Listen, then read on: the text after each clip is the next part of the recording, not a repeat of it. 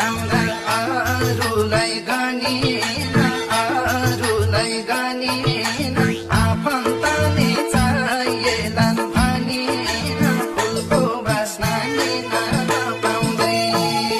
छुट्नु पर्यो बिचैमा के गर्छौ तिमीलाई चिनाउँदिन नपाउँदै अरूलाई गरिन